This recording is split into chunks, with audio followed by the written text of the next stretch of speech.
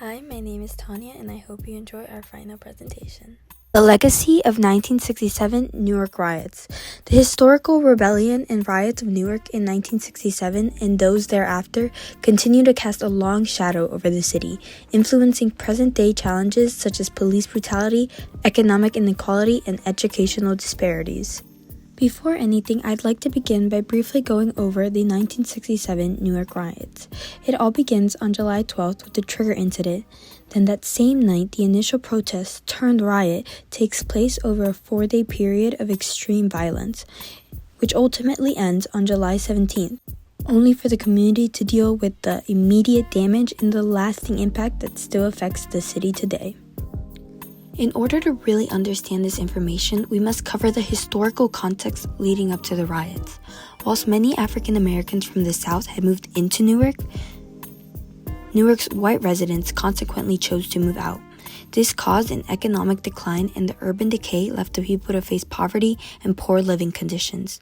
There was also a wave of civil disturbances across the nation, reflecting deep-seated social and racial tensions.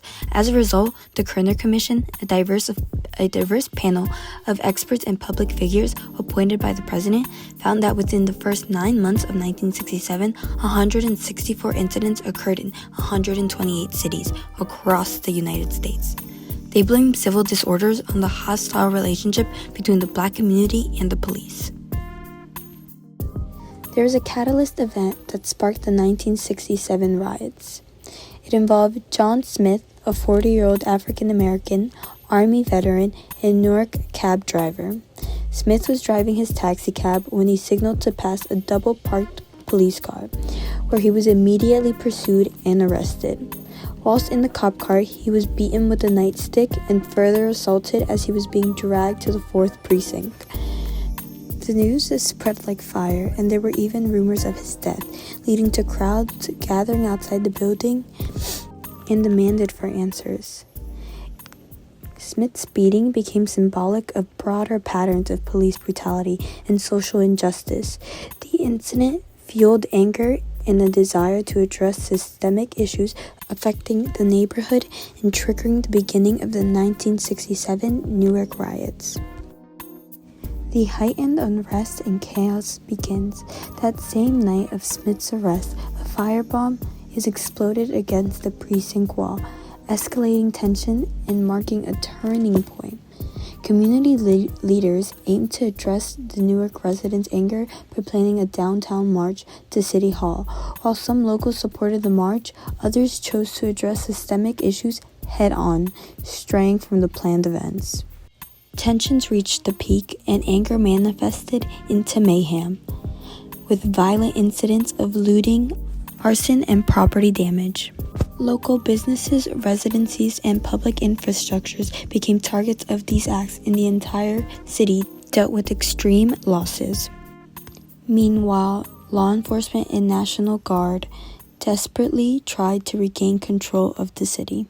Their strategies included increased patrols, curfews, tear gas, blockades, barriers, arrests, and extreme excessive force.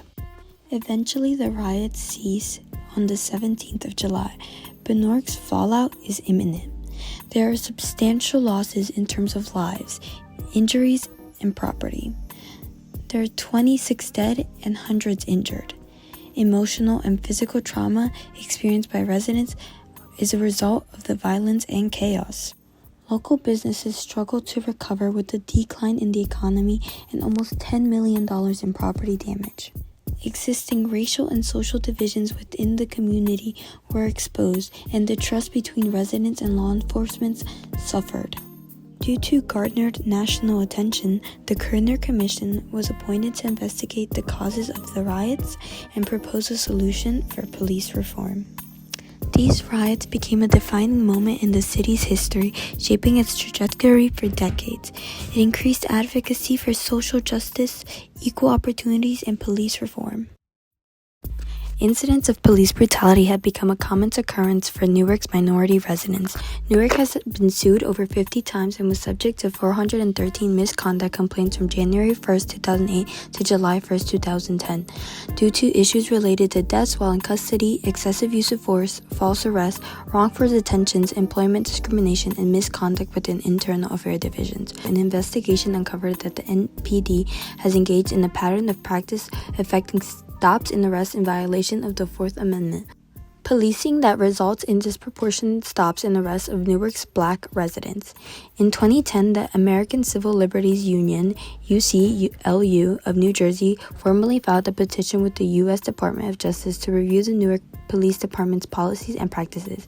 ACLU petition documented 407 instances of police misconduct involving false arrests and excessive force, unreasonable searches and seizures, and the right to due process of law under the Fourth Amendment, including the 51 known lawsuits filed in federal and state court against the Newark Police Department. Since January 2008, Newark has paid over $4 million in 38 litigation settlements involving police misconduct.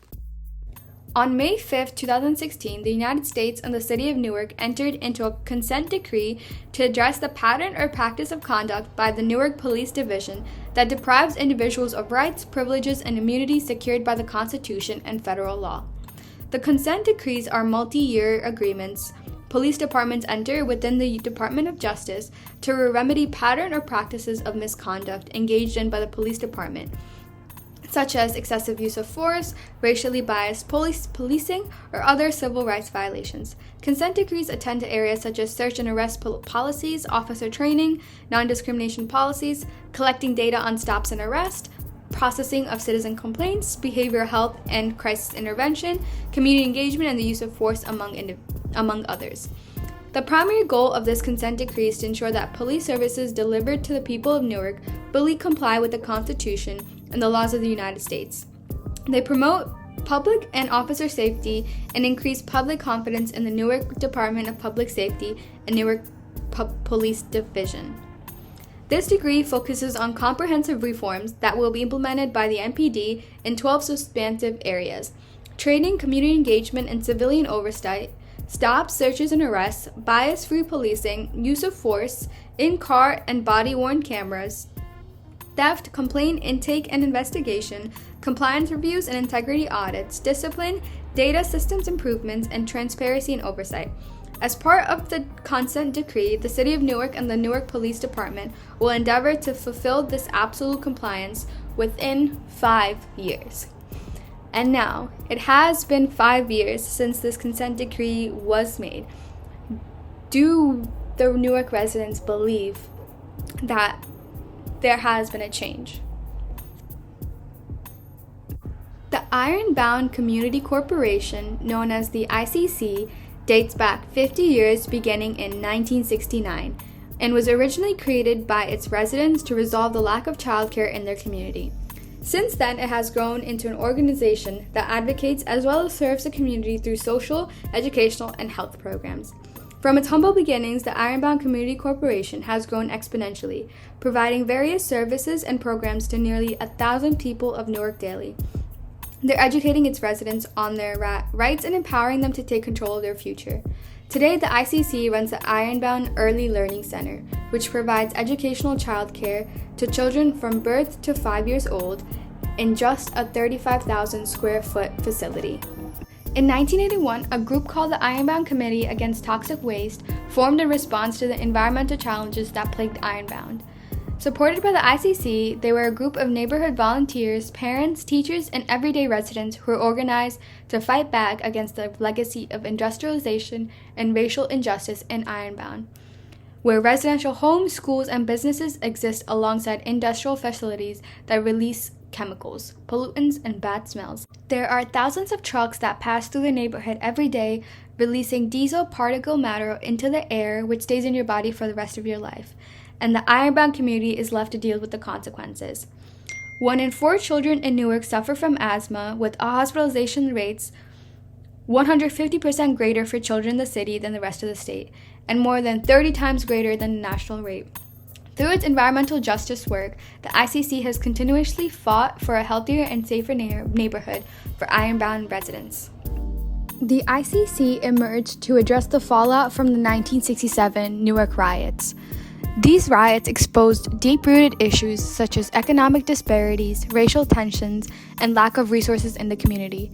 Residents, recognizing the need for change, came together from the ICC as a response to these systematic challenges, essentially a grassroots response to the aftermath of the riots. The programs and services offered by the ICC included educational services for residents on their rights, job and financial training for parents and adults, children's after-school and learning programs, and community farm promoting sustainability. The ICC's emergence showcases the resilience of the community in the face of adversity. It demonstrates the power of grassroots movements in rebuilding and addressing immediate and long-term challenges. The residents, instead of being passive victims, actively took control of their future, addressing the issues that led to these riots. Woohoo! The end! Well, last but not least, my name's Aishwarya, and thank you guys for watching our presentation.